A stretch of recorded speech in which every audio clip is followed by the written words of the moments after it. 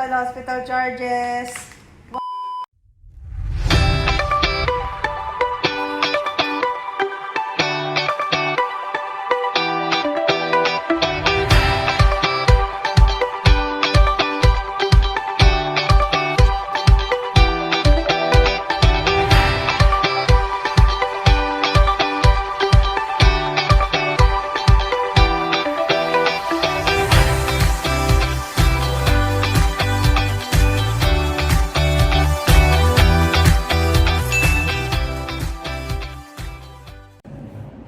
Medyo umupa na yung sakit guys. Medyo okay na siya.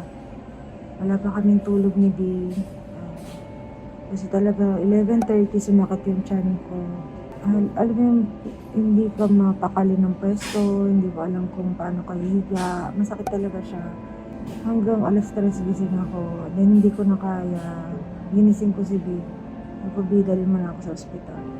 So alas 4 nagpasugod ako dito sa Makati Med, and ayun, medyo mahirap ma-ospital ngayong mga panahon na to guys. Kailangan palagi ka naka-face mask, tapos kailangan ulit natin magpa-swab. So hindi na valid yung swab test ko nung napunta kami ng Boracay kasi dapat for 7 days lang yung validity niya. So magsa-swab test ulit ako mamaya. But nakapag-CT scan na ako and x-ray kasi yung result naman ng CBC ko, yung blood test ko, urine test, okay naman lahat. Wala naman silang nakitang negative na hindi magandang result. So yun, kaya napilitan tayo magpa-CT scan para makita talaga nila kung saan man nanggagaling yung sakit. Nagsimula lang talaga to guys nung kumain ako ng itlog. After ko kumain ng itlog, mga bandang 11 PM na yun ng gabi. Yun, doon na nagsimulang sumakit yung tiyan ko. Nakapag-vlog pa nga ako eh. That time kasi talagang kumbaga kaya ko pa, tolerable ko pa yung sakit. Nagpa-admit na ako kasi nga kanina masakit pa siya talaga. So sana naman, hindi naman serious kung saan ba siya nagmumula. Ngayon medyo okay na. So dapat magla-live ako ngayon guys dahil nga sale tayo eh. Ay wala, dito ako natagpad. Ayan. Pasobra yata ako nakakatawa sa live namin kagabi ng Kings. Hindi pagod na pagod din yan guys. Wala pa rin masyadong tulog yan. So, I'll keep you updated. So, nakapag-swab test na tayo guys. Ang nararamdaman ko lang talaga sa ngayon is gutom na gutom ako at medyo nahihilo na ako kasi nga since kahapon, since kagabi, wala pa talaga akong tulog. Sleep muna ako. Sana makatulog ako kasi nga sobrang sakit niya talaga eh. Kaya hindi ko talaga magawang matulog dahil nararamdaman ko yung sakit ng tiyan ko. Doctors, andito pa rin tayo sa ER. Hindi pa rin kami nakakalipat ng room. It's already 1 PM. Hindi pa nag-lunch si B. Ako hindi pa rin ako kumakain. And wala pa rin kaming room. Puno daw kasi yung mga room. So, andito pa rin kami naghihintay. Merong ang tagal-tagal na. Hindi kami makabili ng pagkain kasi bawal ang pagkain dito sa ER. Saan kami kakain nila? Si B, pinalabas ko na lang. Naawa naman ako. So, hanap siya ng pwede niya makainin sa labas. Kasi mga bilihan din dito sa Makati Med, sa loob. Wala rin dining. So, yun. Ayan yung mga gamit namin. Dinala na lang ni Jare kanina. Inabot na lang ng JB. Sana magkaroon na kami ng kwarto. 2 PM and we are still here. Wala na kami ibang patient pa kasama. Si B, ayan, nakatulog na sa pagod, sa puyat.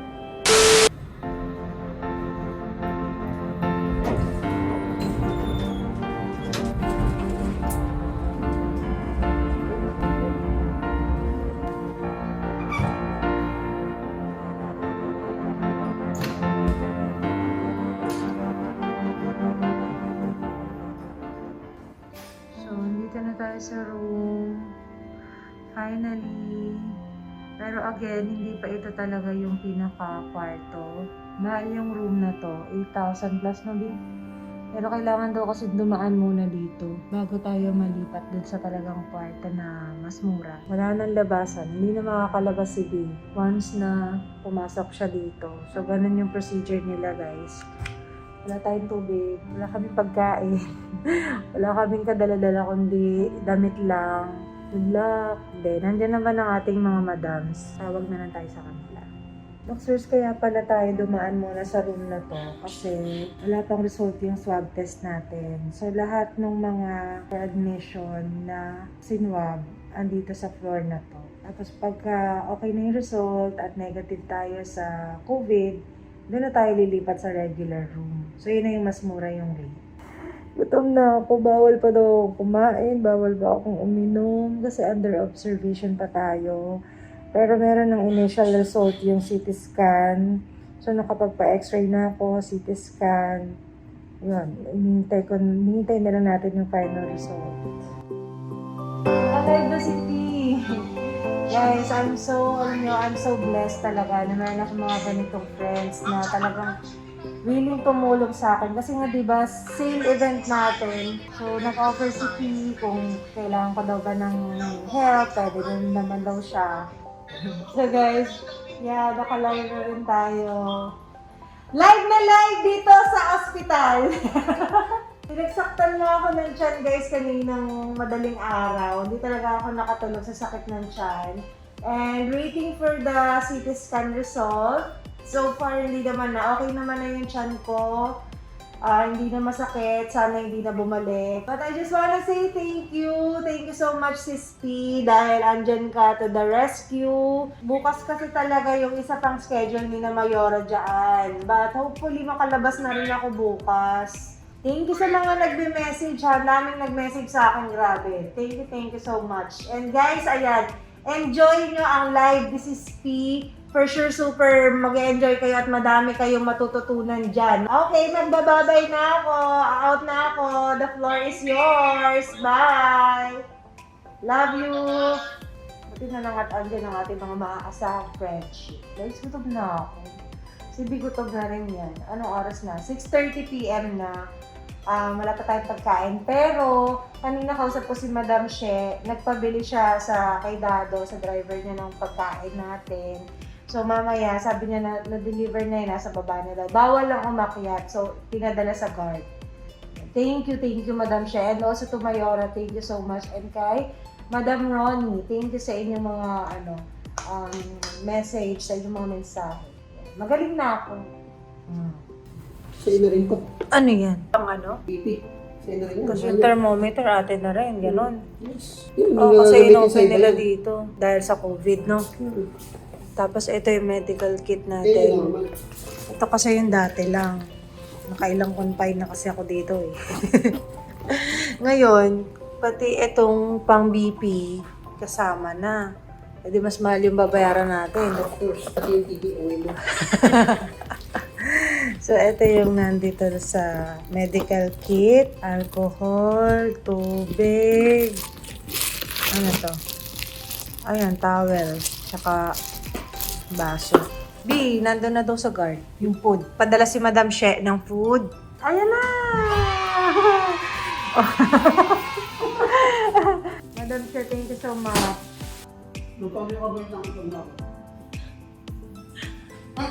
Sayang-saya ka dyan ha. Sayang-saya ka sa kinakain mo ha. Nangihinggit ka pa. Hindi po kasi ako pwede kumain guys. Takam na ako dun sa pagkain. Hindi ba pwede tumikim? Baka ako. Good morning. It's 8:25 in the morning. Dito pa rin tayo sa kwarto na to. Ibig sabihin, hindi pa lumalabas yung result ng swab test natin. Medyo matagal siya. Waiting ako guys. Fasting ako. So hindi nga, di ba, bawal lang kumain. Waiting ako sa ultrasound. Papa-ultrasound tayo ngayon. Ano mag-start na? Kasi gusto ko nang umuwi mama na. Ayoko magpasko dito. Grabe yung itsura ko. Doctors, eto ha.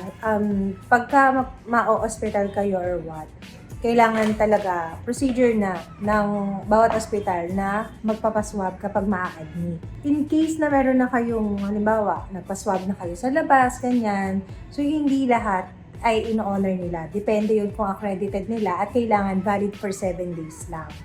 Tapos, kapag na-swab na kayo, hindi pa rin kayo makakapunta dun sa room na talagang yung room na gusto nyo. Dadaan kayo dito sa tinatawag na pre-procedural room. So, ito na nga yun, itong room na to, which is mas mahal siya than the ordinary room talaga na usual na kinukuha ng mga patients. At hanggat wala yung swab test result, hindi tayo makakalipat dun sa room na gusto natin. Kaya hanggang ngayon, andito pa rin tayo, ang tagal. Ang tagal ng result at bawal lumabas. Even yung bantay, bawal lumabas. So, lahat, pagkain o kung ano man, lahat dadalhin dito. Kaya yung x-ray dito rin ginawa kasi nga bawal na rin akong lumabas hanggat wala yung result. Kumbaga, naka-quarantine kami dito. Guys, grabe. 4:30 na. Andito pa rin tayo sa kwartong to. Wala pa rin yung result ng swab natin. Sobrang tagal. And eto na ang padala ni Mayora. Dumaan si Mayora sa baba. Again, inabot lang sa guard kasi nga hindi kami pwedeng pang lumabas. Si B hindi makalabas para bumili ng food. So, meron tayong congee. Ito para naman kay B, fried chicken at yang chop.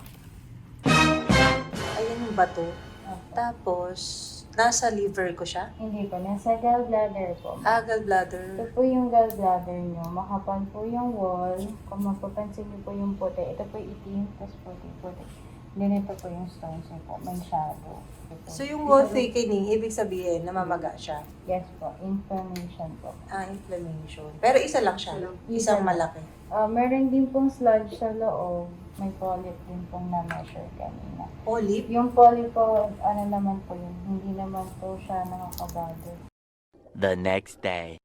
So yun, doctors, kalalabas lang ni Dr. Santa Maria.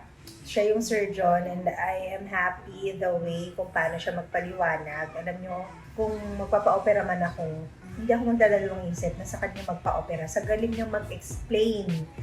At na-explain niya na sa akin na since hindi naman daw ganun ka-emergency, dahil nakita niya okay na ako, kumbaga hindi na sumasakit, tumalab yung antibiotic na binigay nila sa akin. So, there's no need for immediate surgery. So, pwede naman daw ako mag-decide at a later date, especially now na holiday season. Siyempre, sino ba naman na may gustong magpasko sa ospital, diba? So, yun, in-advise niya na we can do like take-home meds and iwas lang sa mga fatty food. So, in-advise niya lang talaga. Hindi naman niya sinabi totally na low fat. Kumbaga, low fat lang daw. Like kung dati, everyday na french fries ako, gawin ko na lang siyang once a day. Ang hilig ko pa naman sa fries, lalo pag nasa shop ako, tsaka nuggets. So, ngayong Pasko kung may lechon, pwede naman daw kumain, pero in moderation lang. So, hinay-hinay lang sa pagkain ng mga malalamis kasi yun pala yung kalaban ng may mga ganitong gallstone. So, yung symptoms niya, madalas ko na palang nararanasan. Like, yung parang feeling mo, may kabag ka, parang feeling mo gusto mong lumighay, ganon. So, symptoms na pala yun, guys, na meron kang gallstone. And yun sa akin nga, may pamamaga na. So, tingin naman nila, medyo nag-respond nga ako na wala doon sa antibiotic. Practice ko lang na muna, low-fat diet. Tapos, by January, saka ulit kami magkita for another assessment. At tingnan kung kailangan na ba talaga siyang operahan. Via, in-explain naman sa akin yung procedure, laparoscopy or yung isa yung may hiwa talaga. Pero usually ngayon nga, ang magandang ginagawa talaga is laparoscopy. Mabilis lang din yung recovery. So yun, kaya guys, makakalabas na tayo. Meron na tayong clearance from the surgeon.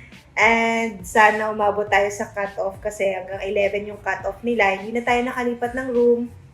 So ito pa rin yung room natin. Sabi nga ni Doktora, para siyang purgatory or para siyang waiting area kung saan hinihintay mo lang talaga yung result ng swab. Pero kahapon pa na-release yung swab natin and negative nga ako. Kaya lang, wala pang available room. And yun nga din, ang isang burden lang pag nandito ka is mas mahal kasi yung rate nitong room na to. Doble ng talagang regular room. So, makakalabas na tayo, guys. At, yan, ito na yung pagkain ko ngayon. Here, ayan.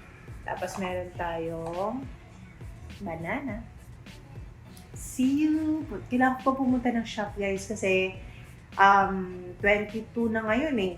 Bukas uwi na kami ng province. So mamaya, hopefully makalabas kami ng tanghali or after lunch, and after kong pumunta sa bahay para tingnan yung mga bata, syempre miss na miss ko na rin sila, guys. Didiretso naman ako ng shop kasi kailangan ko rin ayusin yung mga naiwan natin doon. And I'm happy again. Thank you so much, Mayora. Thank you, Sis P. Sa mga kaibigan ko, salamat sa suporta. Salamat. Maraming salamat talaga, guys. Kasi nandyan sila para sa akin. So, magligpit-ligpit na tayo. Itong unan, tatanggalin lang natin itong bilogis. Then, atin na itong unan na to. Iuuwi na natin to. Kasama na to sa binayaran natin.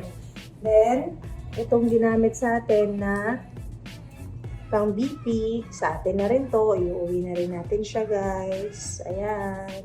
And also, itong thermometer. At yung kanilang kit na binigay. Ayan. So, ayan ang remembrance natin dito sa Makati Med.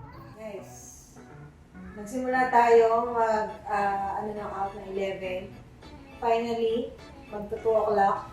Ngayon pa lang napating yung billing natin.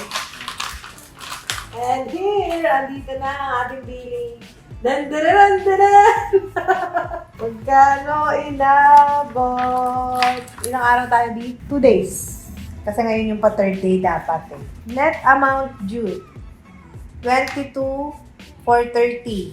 Dandaran! Grabe! Oh, total hospital charges. 103,094. Guys, grabe. Ang pinakamahal natin, yung CT scan, 24,000. Tapos, ano yung sunod na mahal? Meron tayong 11,795 dito na lab. May 11,700 tayo na medical supplies. 17,200 itong room and board natin. Ultrasound, 10,000. Then the rest. So, total of 103,000 pesos. So, guys, meron kaming healthcare insurance. So, ngayon kasi doon sa healthcare, hindi nila isasagutin itong room and board namin. Dahil, iba kasi to, special room kasi to eh.